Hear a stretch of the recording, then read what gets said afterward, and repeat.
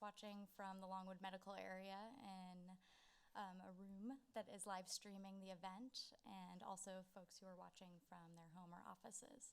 Thank you. I'm Jamie Pepper, and I am an organizer for the Harvard Union of Clerical and Technical Workers.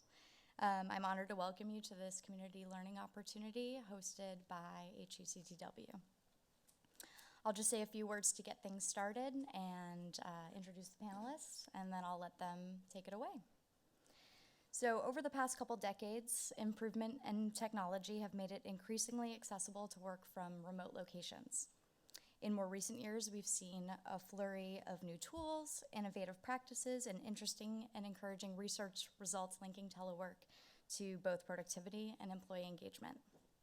As we consider the possibilities and challenges of implementing telework, it's clear that opportunities to work remotely are connected to other important workplace issues, such as work-life balance, transportation and housing, commuting costs and time, and employee morale. HUCTW is delighted to sponsor this event, and we're incredibly thankful to our panelists for sharing their ideas and their time with us.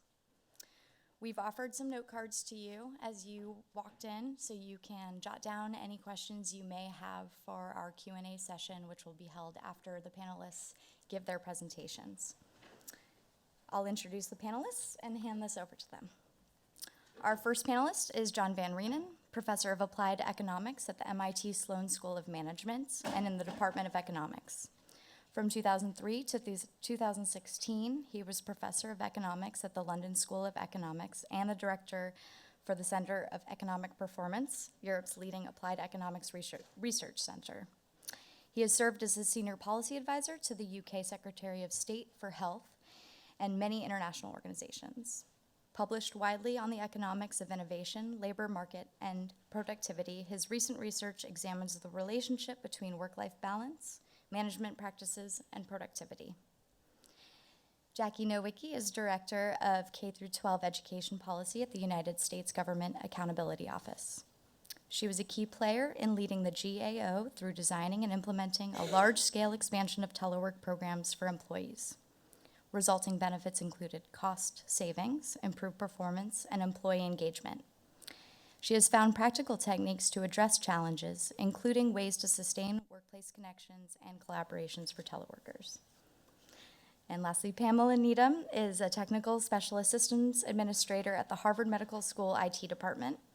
As an endpoint services team member, she works with technology that maximizes the efficiency of the HMS IT support structure, with particular focus on devices being used outside the HMS campus, but connected to the HMS network.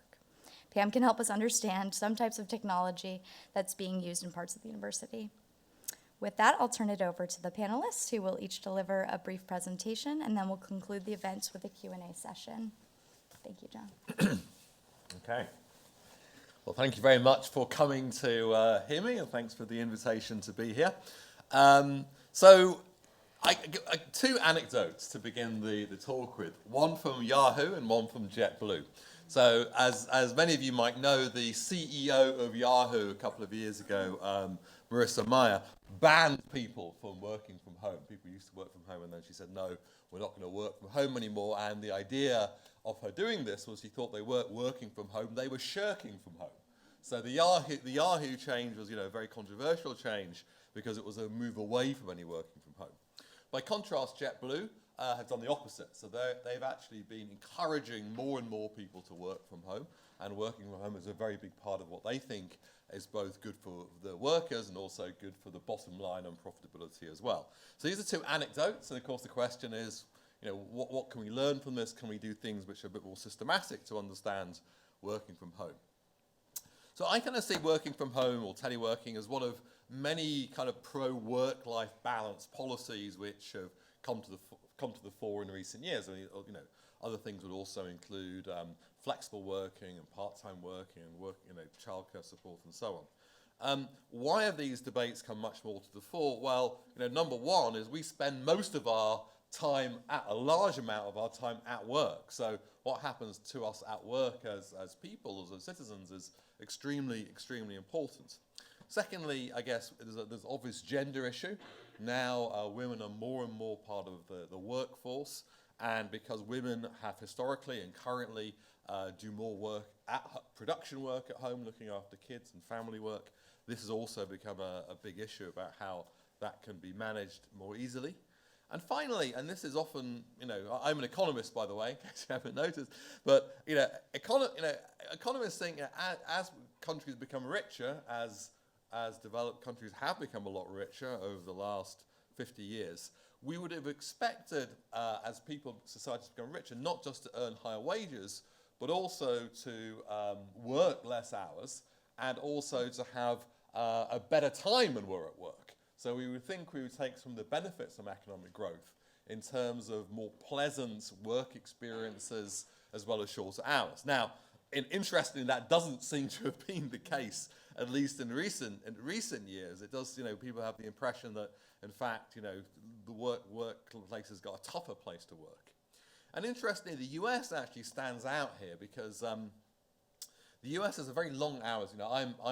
As was mentioned, I moved over from Europe last year to MIT. The US has a very long hours culture. People have a lot less holidays than they do, say, in Europe. They work longer working weeks. They work more hours per day.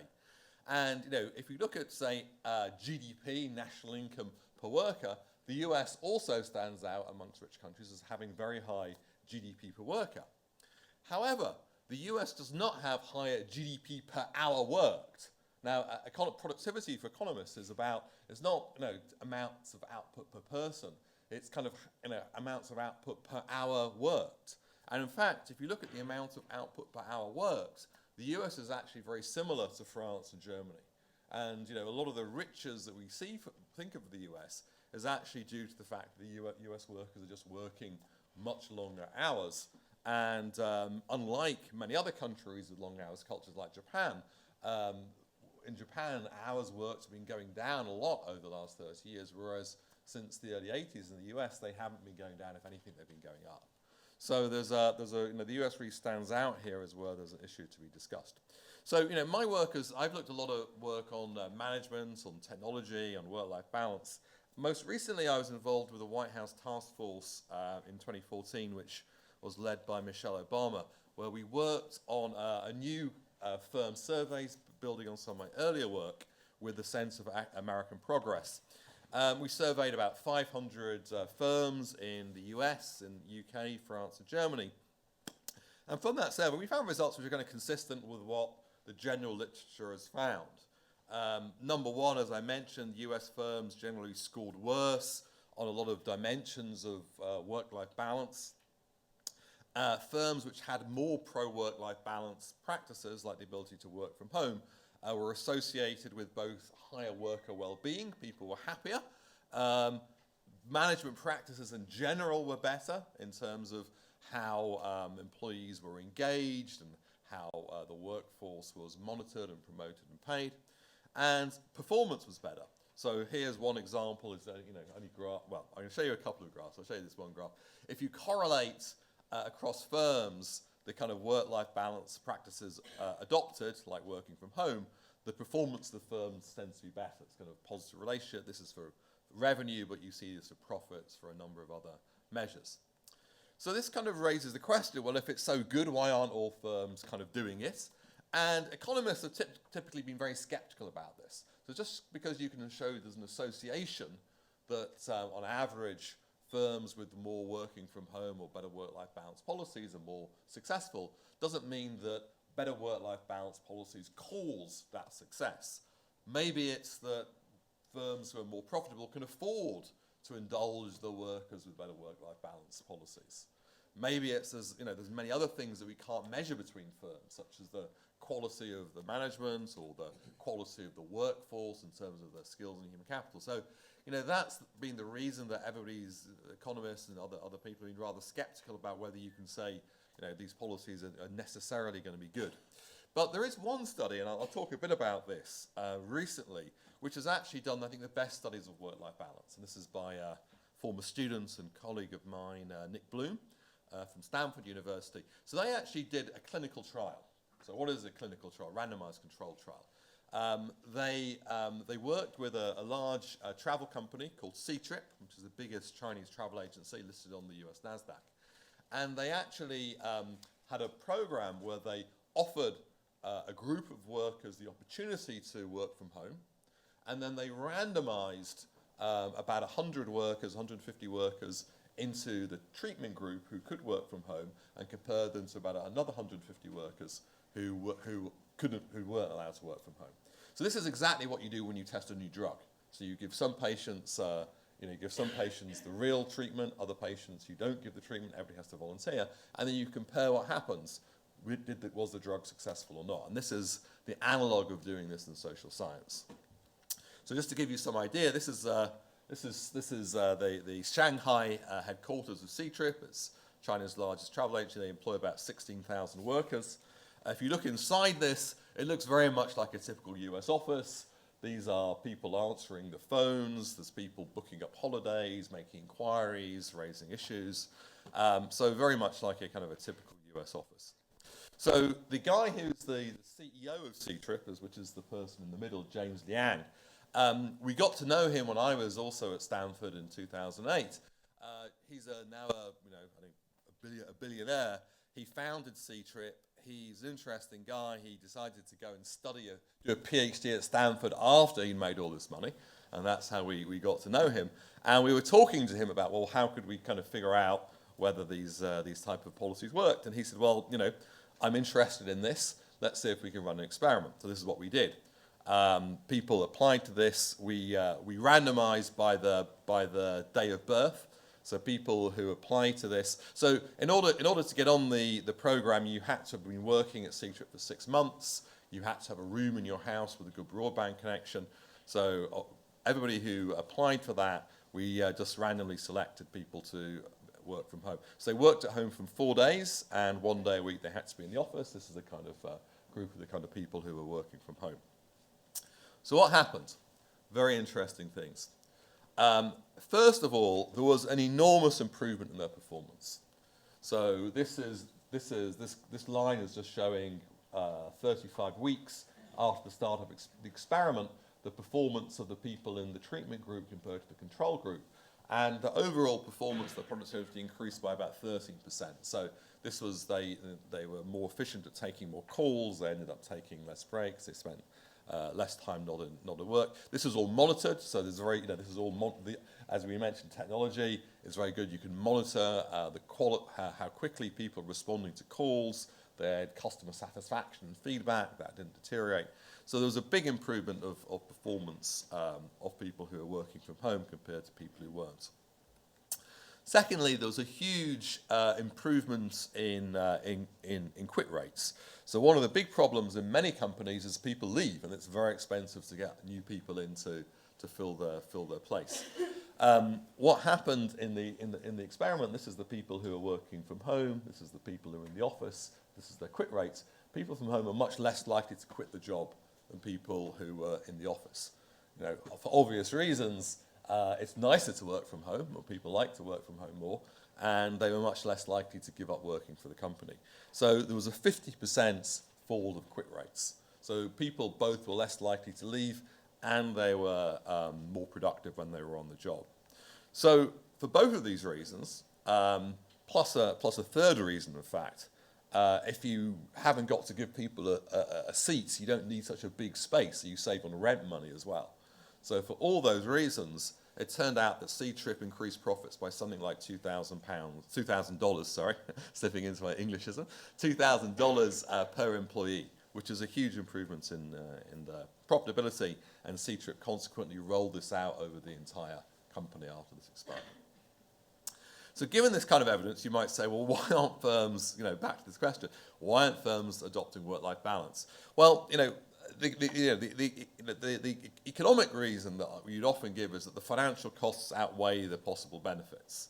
Now, the evidence from C-TRIP suggests that this isn't the case, because in this case, workers were both better off, and also the firms and the shareholders were better off. So that's positive. I guess the concern might be, well, maybe this is just one example. If you looked at smaller companies, it wouldn't be like this. C-TRIP was a bigger company. So, more of this type of evidence is kind of necessary before we would assume that this is a good thing for all companies. Nevertheless, it does seem to be this is an example where, there was an improvement. Secondly, it might be that firms are just slow to adapt. So, historically, maybe offering working from home wasn't necessarily a profitable thing or an effective thing to do. But as more and more women join the workforce, as technology has improved, then it becomes something which is the right thing to do. But it's just a matter of time before all firms learn how to adopt it. So that's the kind of positive thing. We just need to give it time. Of course, the question is, how long is a long time? Maybe it will take a very long time before firms adopt this. Claudia Golden has some very nice work here at Harvard on pharmacies, which used to be much less flexible and now actually enable much more flexible working practices. A third reason might be that firms are just making mistakes. Firms are just inefficient.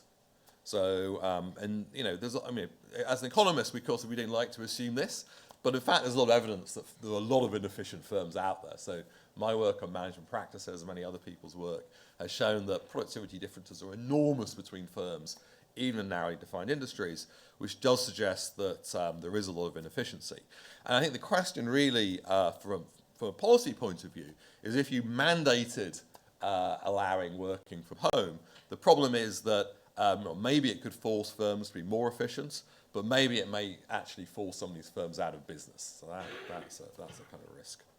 And then finally, another reason might be what you might call a collective action problem, in the sense that firms are stuck in a bad equilibrium. If one firm started offering working from home or better work-life balance practices, maybe it could be a negative signal. So in top law firms, if you started offering this, maybe the most talented and dynamic lawyers wouldn't want to work for you anymore because they would perceive you to be a bit soft.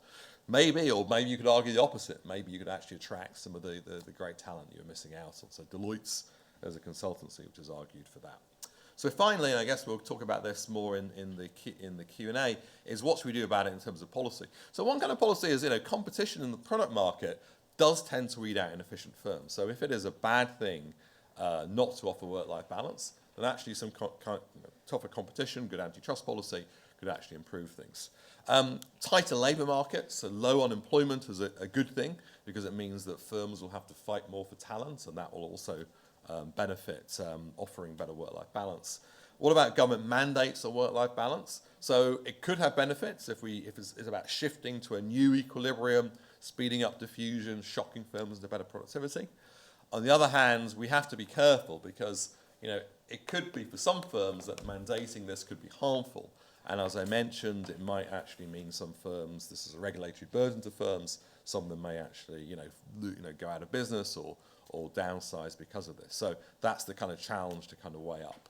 But I think the bottom line on this, and where I'd like to end, is that we need to encourage, and this might be a role for the union as well, more experimentation by firms. Because it's clear that, as I gave you one example from the C-Trip example, firms are not always doing the right thing. And some new ideas and some new experimentation can actually lead them to finding things out which are actually better both for the workers and also for the shareholders. Thank you very much.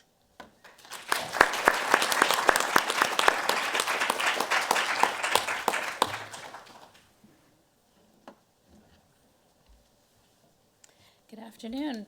It's a pleasure to be here today with all of you. Thank you, Jamie, for inviting me to speak with you all today.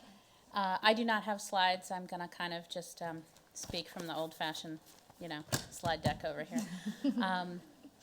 So I'm a director at GAO. For those of you who are not familiar with GAO, we're a congressional legislative agency. Some people refer to us as the investigative arm of Congress, the government's watchdog, Congress's research arm. Our product is basically knowledge and information. We produce research reports on a wide array of topics associated with federal funding and federal policy.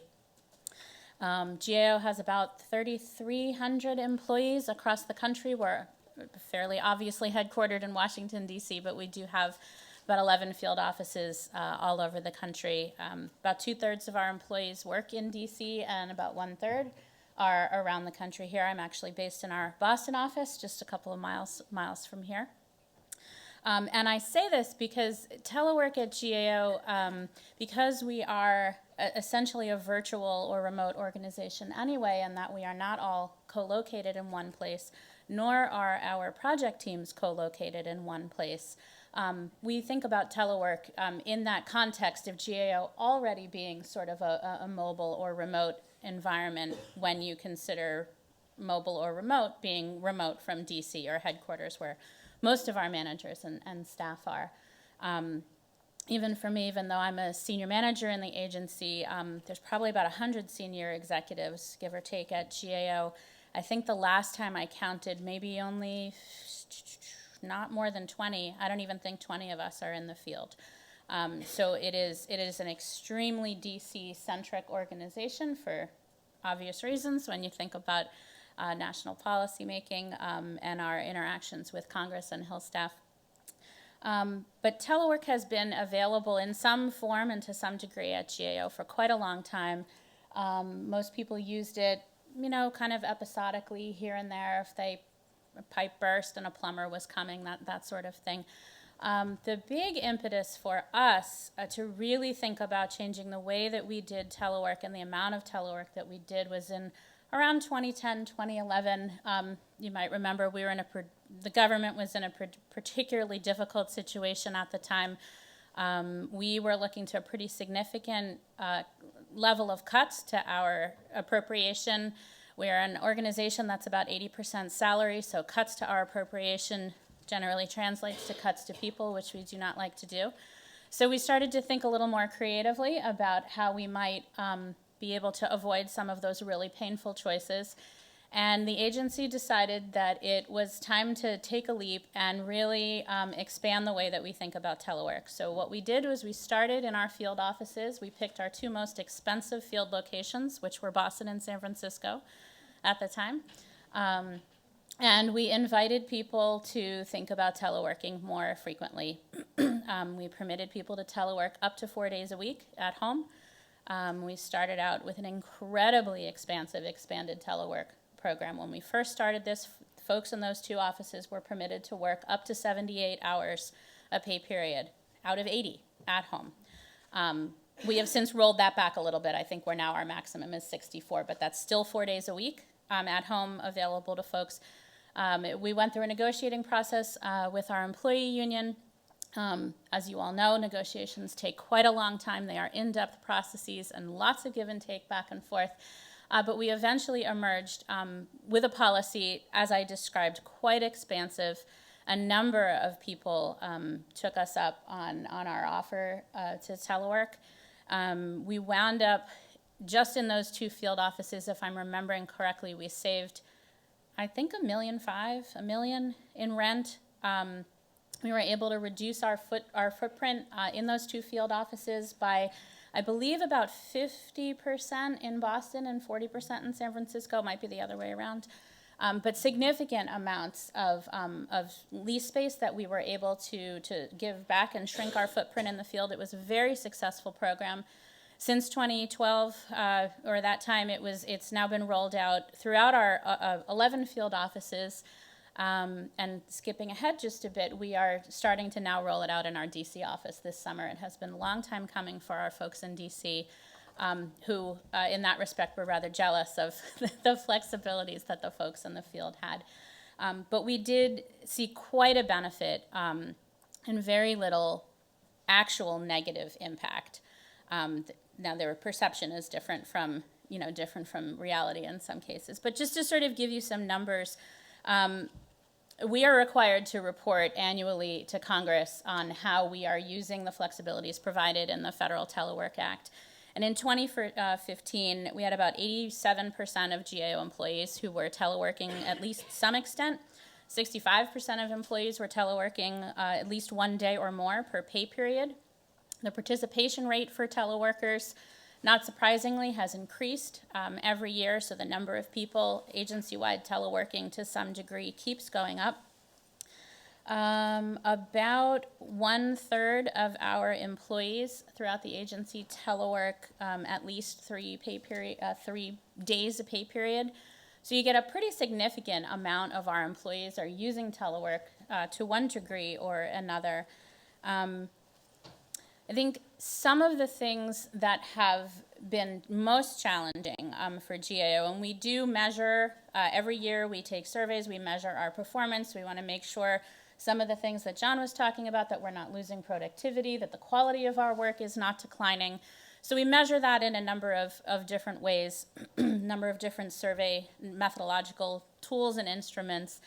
And generally, we have found that our productivity has increased. Our employees' morale has increased.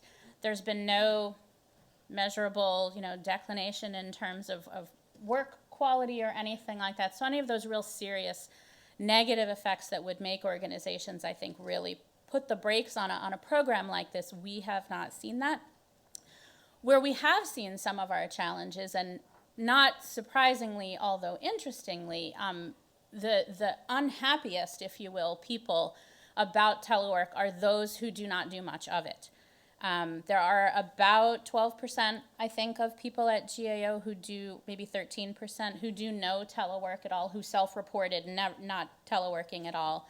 And actually, I think we verified that by going in through our time and attendance system, because we can tell how people are coding their hours, what type of telework they're doing, whether they're teleworking at all. So the people that reported the highest levels of dissatisfaction, and they weren't off the charts, but there were people who, not everybody thinks that telework is a good thing. It tended to be the folks who were in the office, and their concerns were not around productivity or that. They were really around what they experienced as a loss of opportunities for informal interaction and collaboration with their colleagues, some concerns around, a loss of culture, that sort of thing. So we have paid an awful lot of attention to try and sort of make sure that we don't lose what makes our organization special in terms of our culture and our connections to each other. And that has looked really different, I think, in our different locations, what folks have done to sort of maintain that. Technology has been a huge part of that. This was a big culture shift for GAO to move outside of I'm looking at you and I can see you and you report to me and I can see what you're doing. Even though most of the people who work directly or down my chain of command are not in Boston, they are all over the country.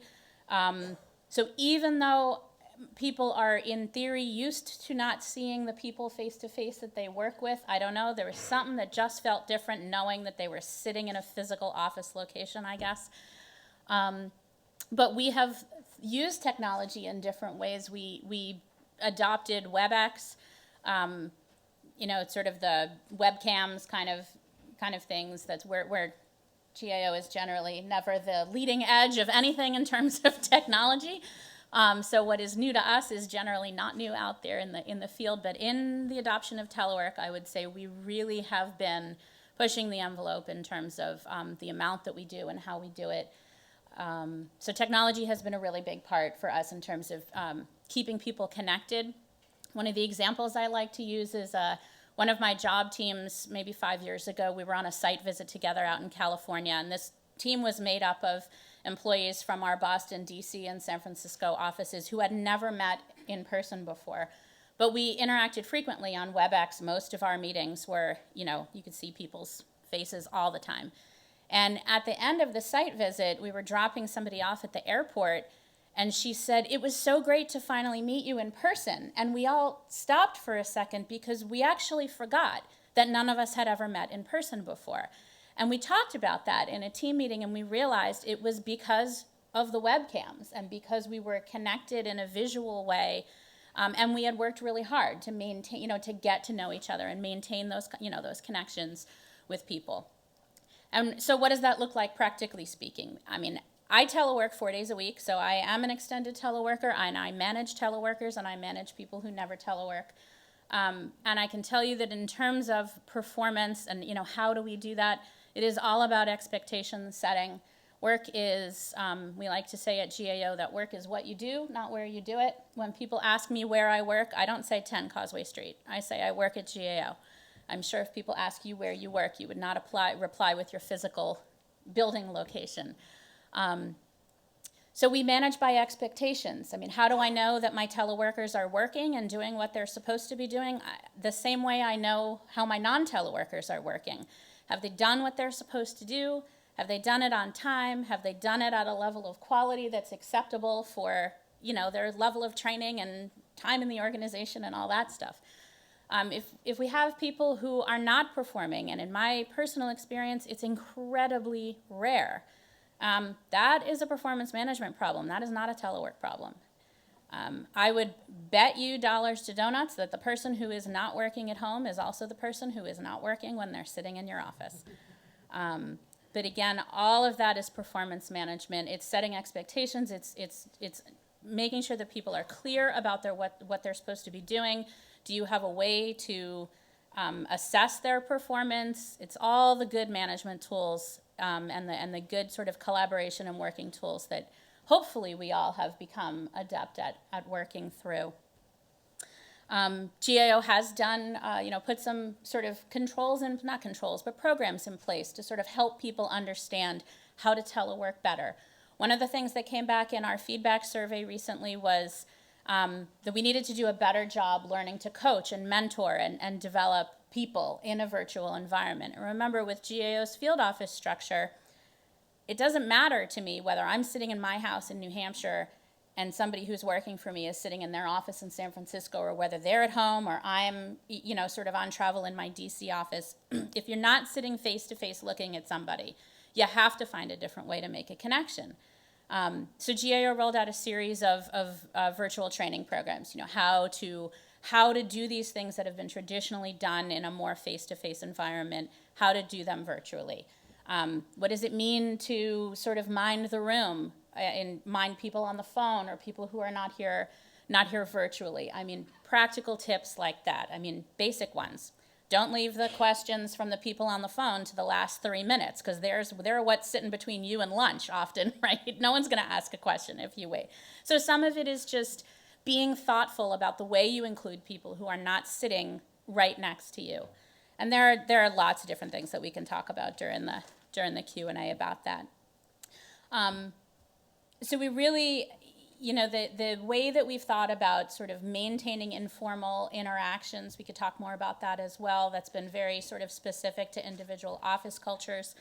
The kinds of people that are teleworking at GAO, they cross all of our job classifications. We have senior executives like me. We have brand new employees. They're on a more limited telework plan. We want them to sort of, get used to working at GAO.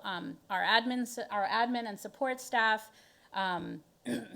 all different kinds of people are teleworking. It's really, if your job lends itself to telework, which for us often means if you're not working with classified information, there's not a lot that we've discovered that you can't do from home. So it's been a very successful program, I think, in terms of work-life balance for staff, in terms of productivity and employee morale for the agency.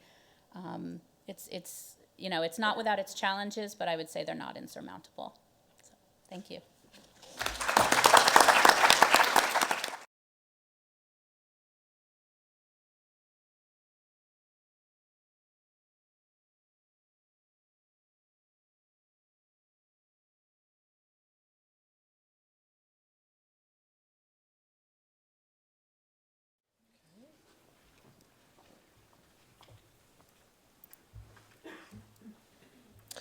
All right. So before I get started, I want to say first of all that the most important takeaway for you, from a practical perspective, on the technical considerations of working from home, are that every part of Harvard does it differently.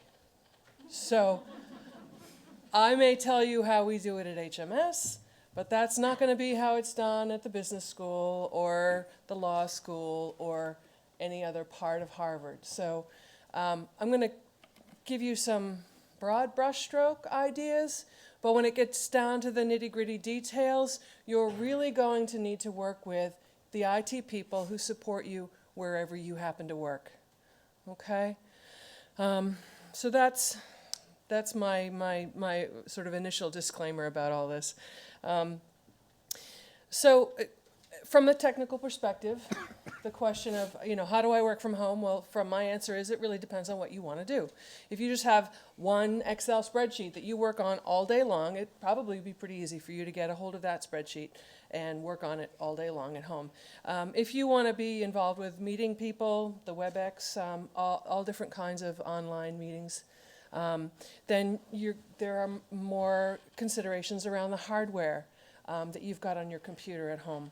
And if you want to do what we call remote control or remote into the office computer, then there are a whole other set of technical considerations. So for just a file or two, if your school has moved to Office 365, then you could save the file on OneDrive. If your school has Google Apps, you could use Google Drive. If your school has SharePoint, you could put the file on SharePoint. HMS has just rolled out Dropbox for Business, and at HMS we have web servers that allow access directly into the file server. That's not Dropbox or Google Drive or any of those things. So. As I say in the slide, it's easy. All you need to know is where is that file that you need to work on, or that group of files that you need to work on, or that file that one of your colleagues said, oh, I shared this file with you, can you look at it? You just need to know where it is, because there are a lot of different possibilities in terms of where in the cloud could it be. The one thing you can't get to is if it's just saved on your desktop, unless you're going to do the last thing I talk about, which is remote desktop. If your school has moved to Office 365, you now have a license to install the full suite of Office applications on your home computer. So you don't have to buy your own personal license of Microsoft Office. Harvard has arranged for you to have it yourself. So if you have an older version of Microsoft Office on your computer at home, you can use the Office 365 apps to install the newest version of Office on your computer at home. Be aware, though, that your computer in your office might have an older version of Microsoft Office. I'm using the word Office too many times.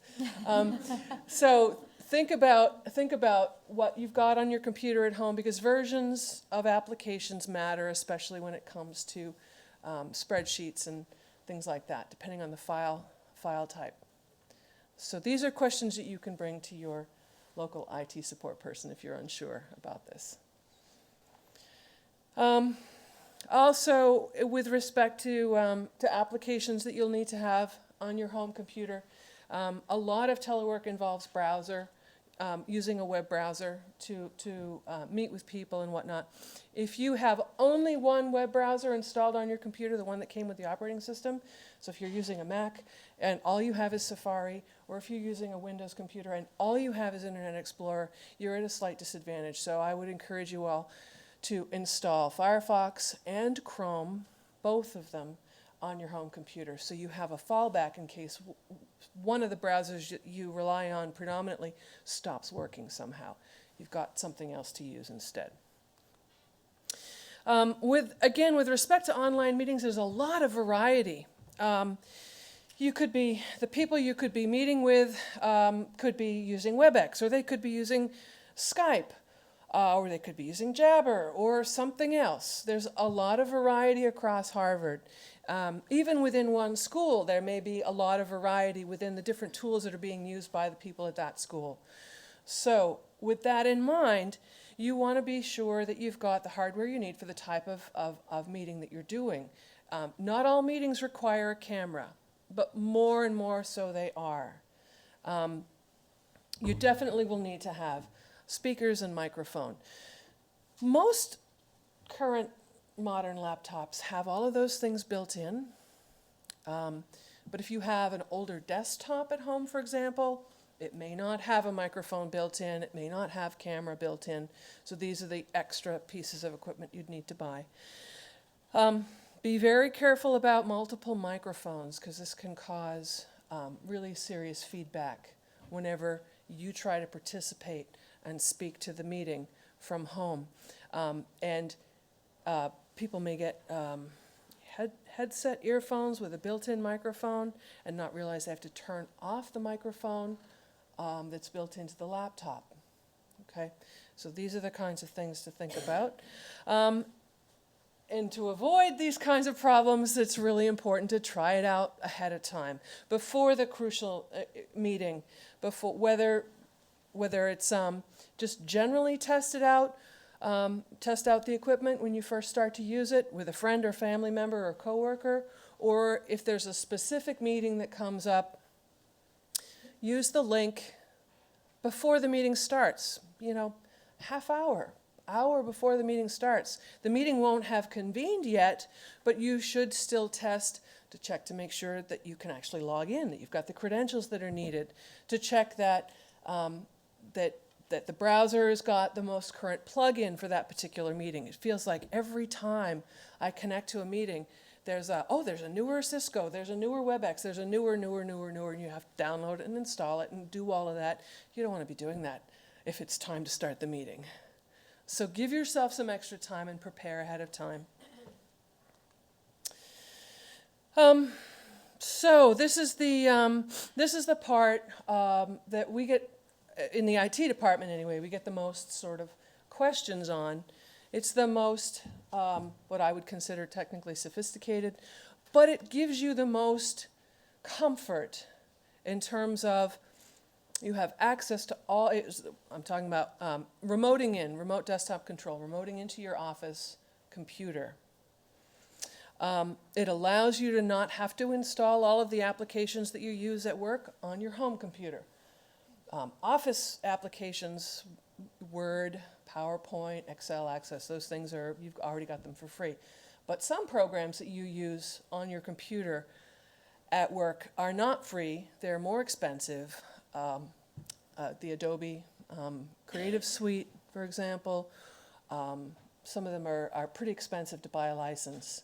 And some licenses do include, but for each one license you get to install it twice, possibly a desktop laptop or possibly Office Home. But if you've got any concerns around installing applications, remoting into your Office machine is going to eliminate that concern around licensing. It also means you don't have to recreate the workflow that you've got set up in the office at home, because you're using your office computer, and your home computer becomes a screen and keyboard, a dumb terminal in a way, to the office machine. At the medical school, we have a couple of different ways to do this. There's a website called secure.med where you can log in, and then and that website initiates the remote session for you. The other option is to use VPN and RDC. Again, there are security considerations around VPN and RDC, and not every school at Harvard may have a network set up to do this. But this is an option at the medical school.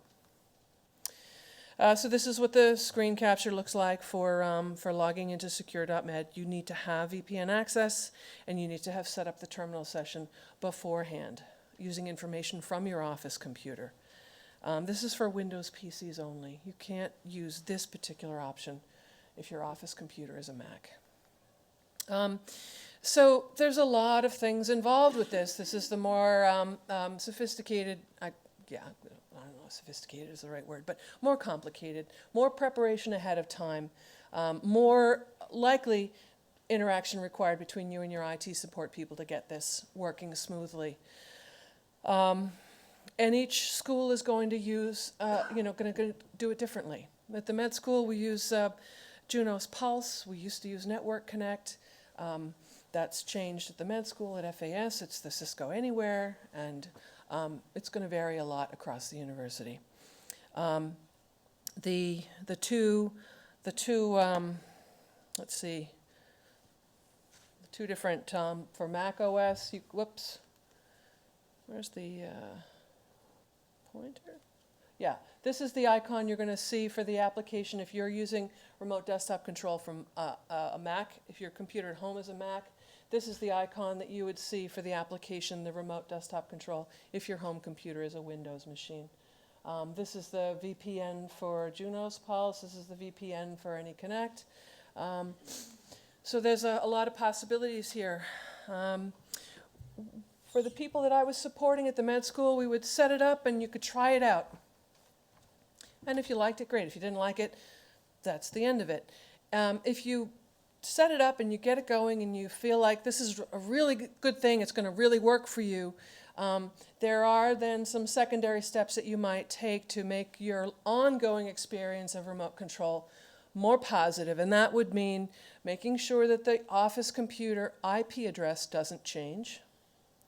That's the number that's assigned to your computer, kind of metaphorically like the license plate on your car. In a general sense, every time your computer connects to the network, it might get a different IP. They're randomly assigned. In a specific sense, you can say, I want the IP on my computer in the office to never change going forward, so I don't have to check and see if the IP is what it was yesterday or if it's different today. But that's a special request. You have to submit a special request for that to be the case. The networking department, where in whatever school you're working in, needs to make that happen. They can also, sort of one step above, if you request, they can apply a DNS name to your office computer. So you don't have to remember a number, you can remember a name, an alphabet, human language name. So, for example, pneedham.med.harvard.edu could be the DNS name for my office computer. I'm more likely to be able to remember pneedham than 134.174.6.48 or something like that, okay? Another consideration for the computer at home is you need to be just as concerned about security on your computer at home as you are concerned about the security of your computer in the office. It's not unreasonable for you to ask IT in your school what sort of assistance they can provide you to secure your home computer. We don't want to take responsibility for your home computer, but we do want to take responsibility for securing Harvard's data. And that data that you access from home needs to be just as secure as it is on your office machine. So at HMS, we are perfectly happy to install antivirus software, HMS-owned, license-owned antivirus software on your home computer if you're using your home computer for HMS work, because we want to protect the data that you're accessing. We also offer backup service. If you use your computer at home for data that's related to the medical school work, we want that data backed up and secured. So we offer a crash plan, and you can install it on your home computer as well as on your office computer. Other types of services, software that possibly, I make that a big warning, possibly could be available to you from the IT at your individual schools would be systems management software like Landesk or Jamf. Different schools are going to have different policies about what they want to enable for your home computer. CrowdStrike, I can say definitively, the security people at CrowdStrike are happy to install the Harvard licensed CrowdStrike on any and all computers that any person at Harvard even looks cross-eyed at. So don't worry about, if you want to install CrowdStrike on your home computer, yeah, that shouldn't be any problem at all. Your IT people should be very happy to do that. LastPass is another service. You may or may not use it in your office computer, but if you're at home and you can't remember the password to log into something at work because the computer at work has it remembered and you don't have to type it in on the computer at work, and because you never have to type it in, you don't know what it is anymore, you're kind of locked out of that thing that you need the password for. LastPass can help you with that. All right, so going back to the idea of remote desktop control, RDC, this is, I mentioned the IP and the DNS name. We would get a lot of calls from people who were having trouble. They were at home, they were trying to work, they couldn't make the connection happen. There are some basic steps that can make this work again. making sure the computer in your office is on. Has to be on to remote into it. And then again, if something's not working, what's the first thing IT always tells you to do? Restart the computer. Restart your home computer. Have someone at work, ask someone at work to restart your office computer. Either one of them can cause a problem with making the connection. And then checking the IP address, as I mentioned earlier. If you haven't gotten a explicitly assigned non-changing IP, then the IP could change. Other things to keep in mind with remote desktop control. Harvard takes copyright law very seriously. So if you do things on your computer at home that end up with copyright infringement being discovered, then you could have some problems. Oftentimes people have peer-to-peer traffic running in the background. They're not even aware of it. They don't think about it. It's just on whenever they turn the computer on. As soon as you set up a VPN connection to the Harvard network, it's as though your home computer is at Harvard and will be scanned for all the same types of things that Harvard office computers are scanned for. So you don't want to be running into that kind of difficulty. Also, turning on the VPN and making a connection to the Harvard campus slows down all of your network traffic, not just the work that you're doing. So if you happen to have Pandora running just to have music in the background, that's going to be slowed down at the same time as the remote desktop connection or the web meeting or anything like that. So it's really important if you're using VPN that you sign out of it when you don't need it running, because it sort of becomes like background noise. You don't even realize it's on. So you really need to be careful to sign out of the VPN.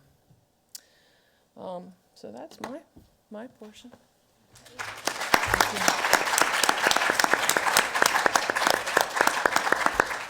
Thank you so much to all three of our presenters, and my coworkers Anne and Laura should be collecting any questions you may have jotted down during the presentation, so they'll come by and grab those from you and bring them down.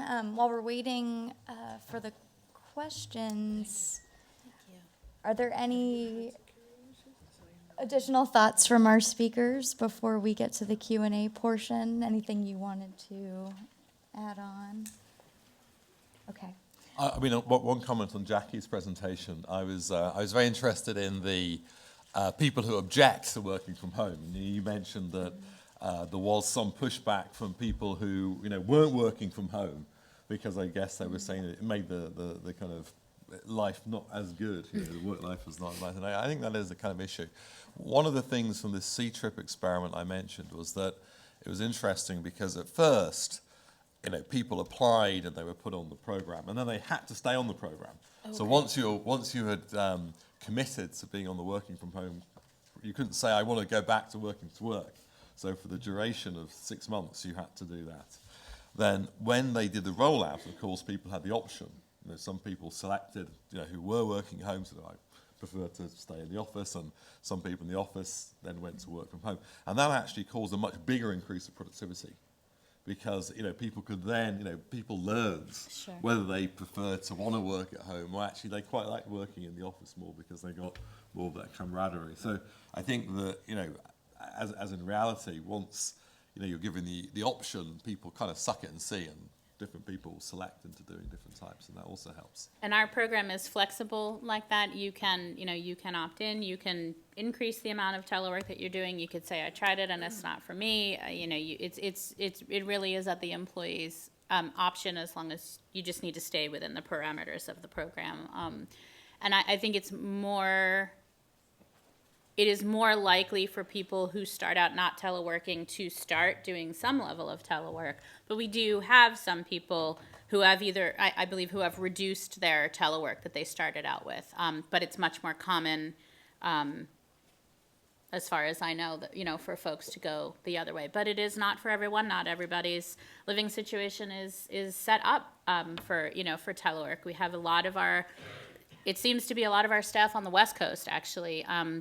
They're living in downtown San Francisco and downtown Seattle, and it's expensive, and they have roommates, and not everybody has their own space, that would be appropriate to turn a camera on or whatever.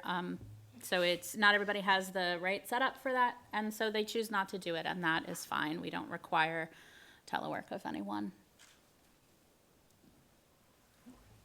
So we have a lot of good questions here. So I guess just to follow up on that survey result, how do you manage potentially negative attitudes in the office employee? An office employee may hold towards at-home employees. I mean, especially coming out of that survey, how do you plan to address that situation where you're feeling the negative attitudes, and obviously you have structures in place like WebEx where folks are continually engaging with each other, but I guess maybe there is a lack of feeling of community and just having those passive conversations in the office or the water bubbler conversation. Yeah. So how do you think you'll address that? And I think for us, it's because this has not been rolled out in DC yet. This has mainly been an issue in our field offices, which are obviously, they vary in size, but none of them comes close to being the size of headquarters, obviously. So it tends to be sort of a local approach, I think. So in our Boston office here, some of the things that I've seen, for example, are a real increase in the amount of office events, speakers like this. People will come to the office for stuff like this. So we've looked for ways to draw people into the office on the same day. June is Diversity Month, so we do a diversity potluck, for example. We have different speakers, that come around. We get a lot of visitors from DC and from other of our field offices. So whenever senior managers are coming in, even if they're not from the division that you're working in, we create opportunities for folks to make connections over lunch, have brown bags, to talk to some of our senior managers from DC. That's always a huge draw. Folks in the field feel anyway they don't get enough FaceTime with people in DC, so bringing those senior managers in and opening those kinds of meetings up to broader groups of people.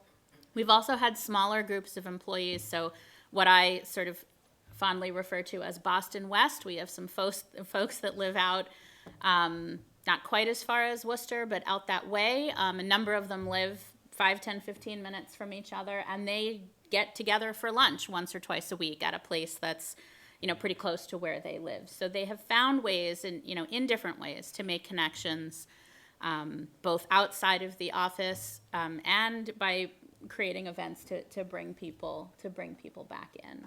So. Great, thank you. I think, John, this is for you. In the C-TRIP study, the workers are being monitored at home. Are they normally being monitored in the same way in the office?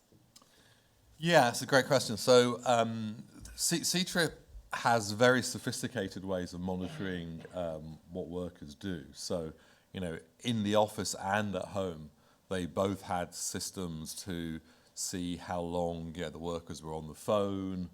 There was random auditing of conversations, of customer feedback on what those conversations were like. So they had a kind of equal degree of monitoring technologically at home and work.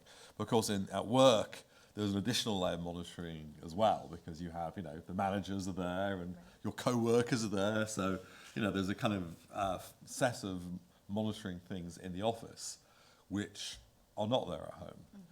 And normally, from the economic point of view, you would think that monitoring should increase productivity because they can spot when someone's not working or shirking.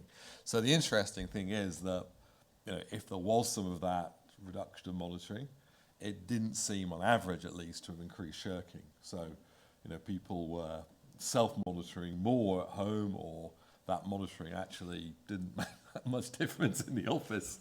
Or, maybe in the office people were not just, monitoring,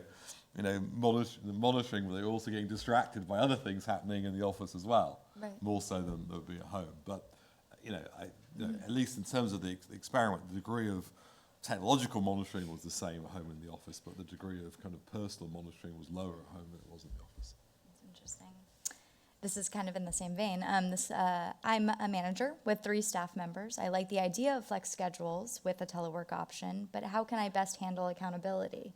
I trust my staff, but need to report to the department administrator and prove these are productive arrangements, which I can effectively manage. So how do you help a manager who's considering this and start the process? Sure. So for us, we really fall back on the processes that we use to manage employee performance no matter where folks are working.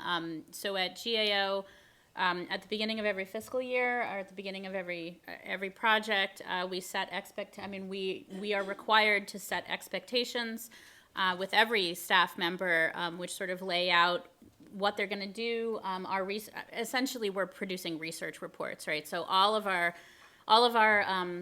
projects have key milestones that we have collectively agreed that the team is going to hit, and then everything's broken down to sort of lower level stuff. So, you miss a day, nobody is going to care, but there are big milestones that we make sure that people are doing what they need to do in order to hit those milestones. And we monitor and manage performance the same way for teleworkers as we do for folks who are not teleworking. It's essentially, are we clear about expectations about what I need you to do, the level of quality that it needs to be done, the time at which it needs to be done, and have you done those things?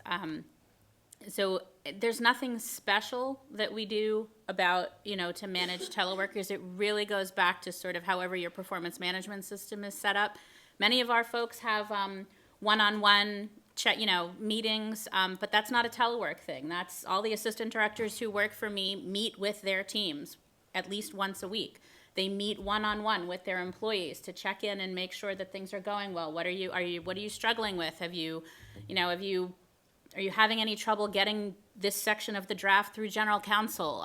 Where are we going to hit that milestone up there? What's the train coming down, that might hit us, and how can we mitigate for it? And that's built into the way that we work together. I think it's really about setting clear expectations and managing to them, and creating an environment where you and your employees can have honest conversations about setting goals and meeting them. I'd really like to echo that, actually. Historically, the reason I got interested in looking at these issues was because, I was really interested in productivity and management. And, the kind of, if you look around, a lot of the advice consultants, management consultants and other people give, the best companies do exactly what Jackie is describing. So, Nick and I had this huge project to try and get measures of management practices in about 20,000 different companies across 30 countries in the world. And the things we were looking at was really, GAO was scored very highly on this. Because the first stage, you want to track what's going on in your workplace. You want to get information on what's happening, and performance information on a variety of different things.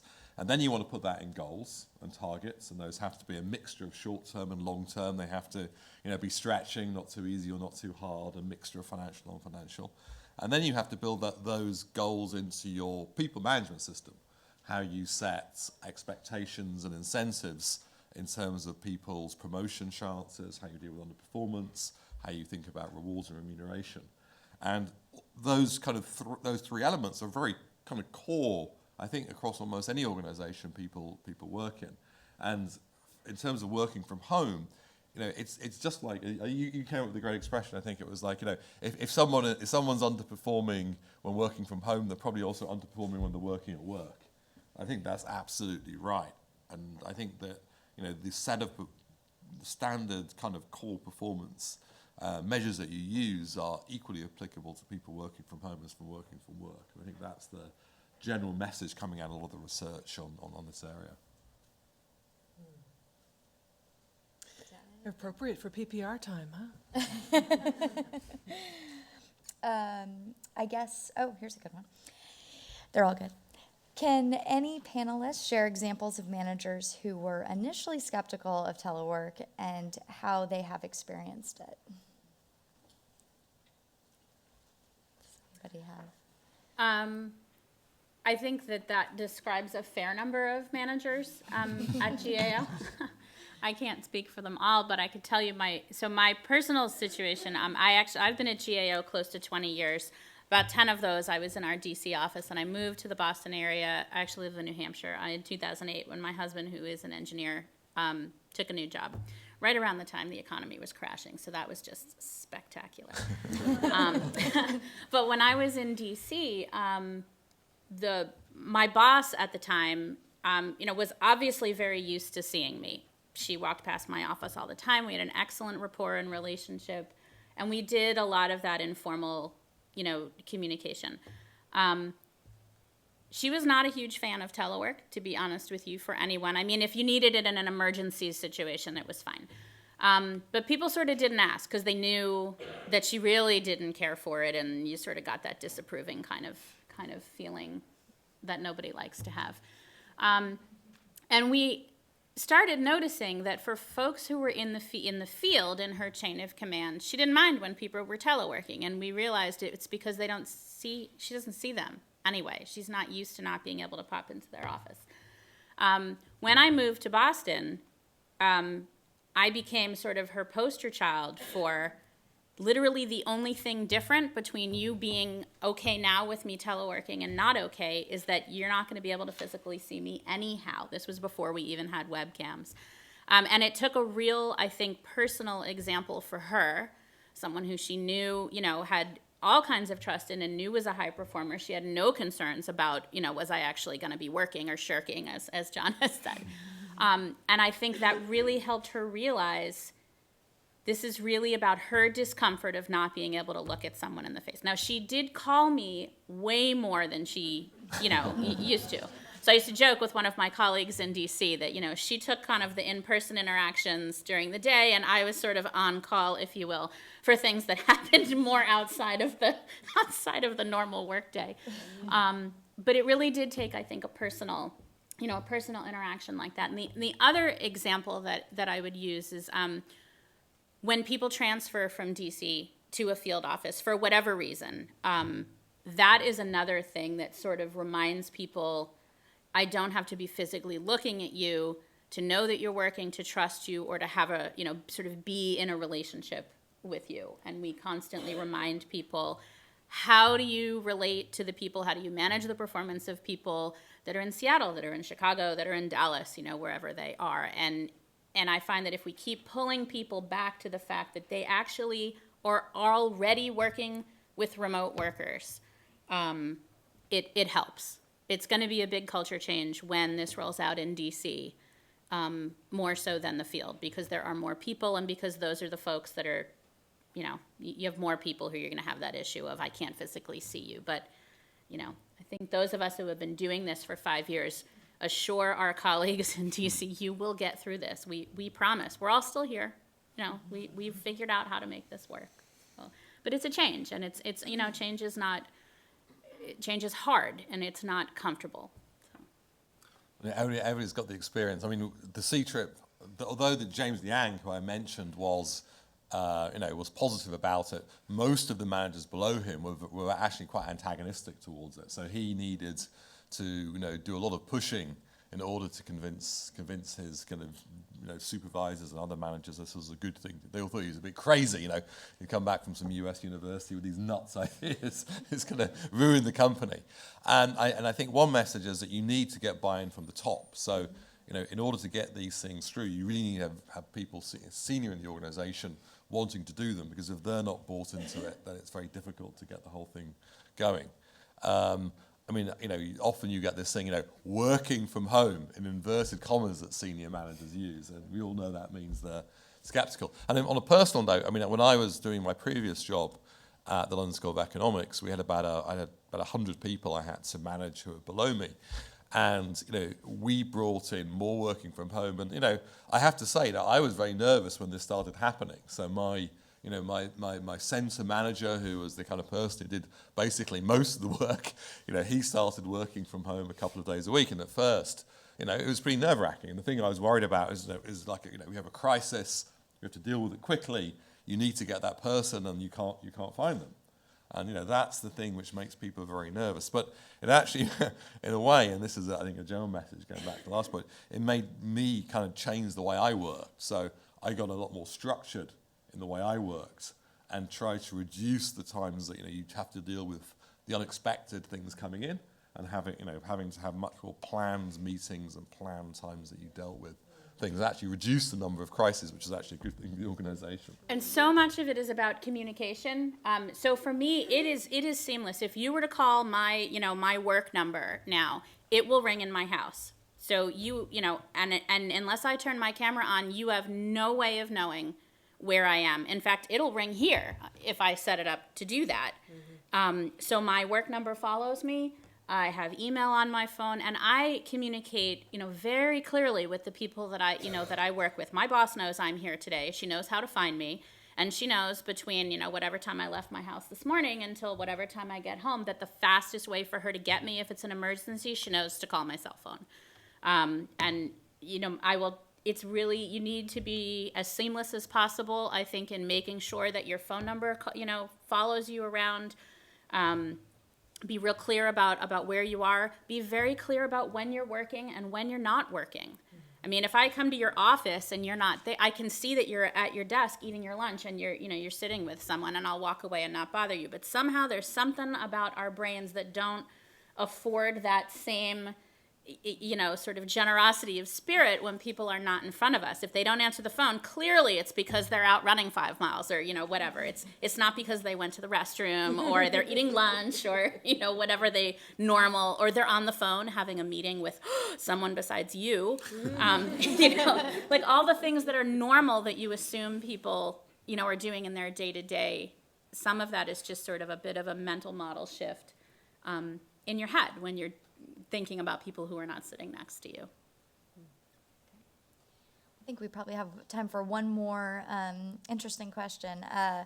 What do you see as the reason for a connection between telework and improved organizational performance? Why does this form of flexibility make employees more productive? I mean, I think, it was some of the things I talked about in the presentation. I think that, one aspect of it is that you're in a home environment, you're more relaxed, you're more able to control the time you work. That just gives you better feelings than if you're in a kind of workplace. I think most people feel more comfortable in that situation.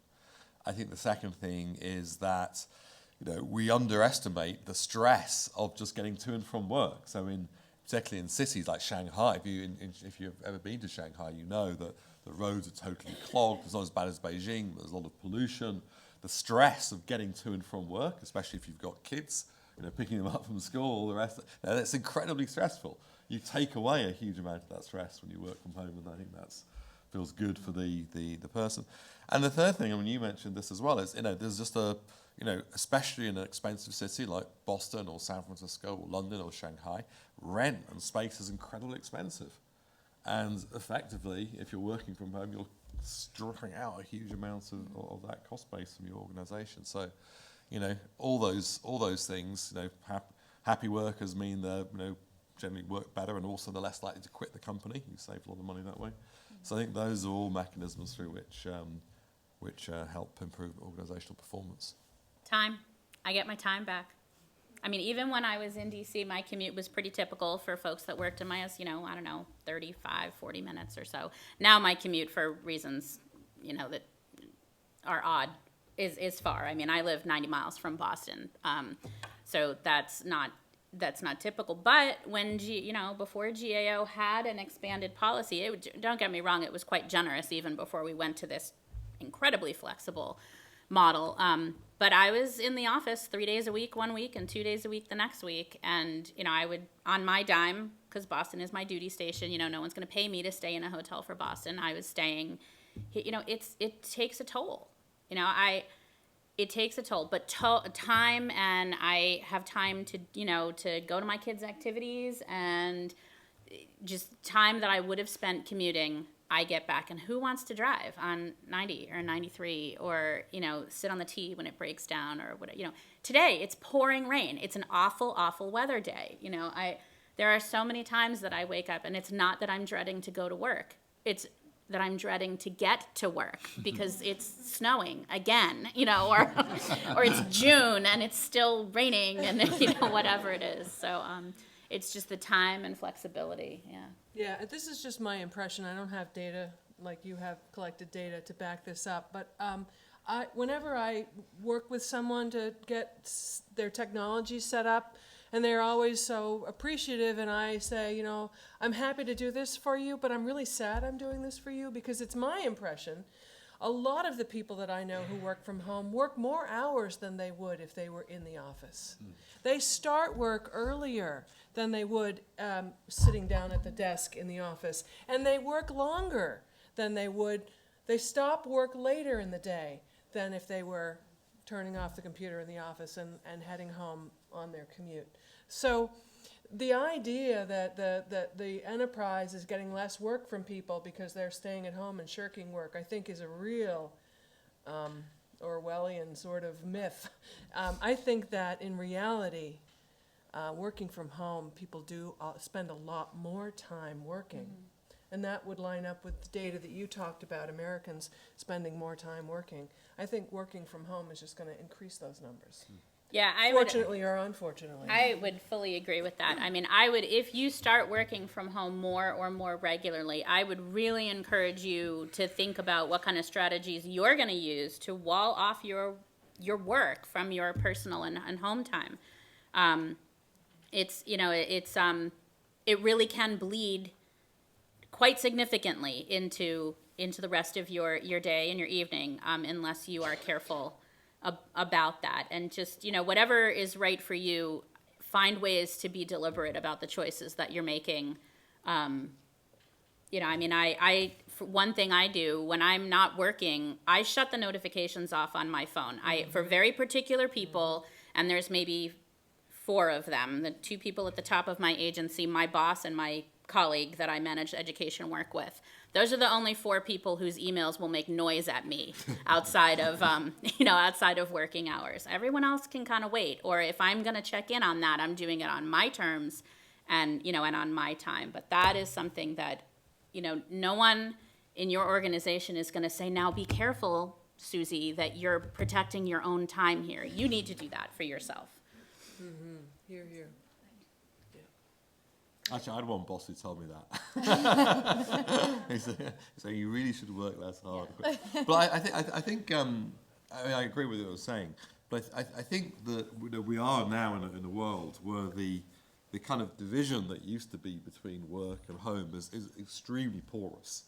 And even if we were all going to the office every day and coming back, that would still be true, because the devices in our pocket, do mean that we're effectively on Right. the whole time.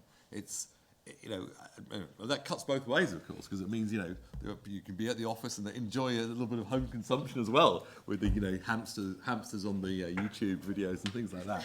So the reality is that the work and life have bled into each other, for better or for worse, and we all need to think about strategies, both as individuals and also as organisations, for kind of managing that. Because I do think, in fact, the risk is more that the work sucks everything out of life, rather than people shirking and leisure taking over the workplace. So I think that is a very modern challenge.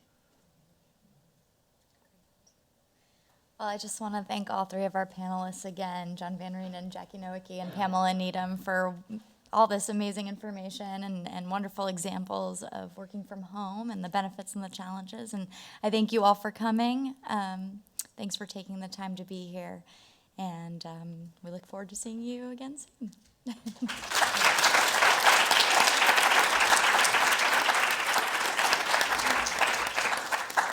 So I never knew that GAO was so successful in its working from home Yeah, initiative. it was It's great. It really, I think,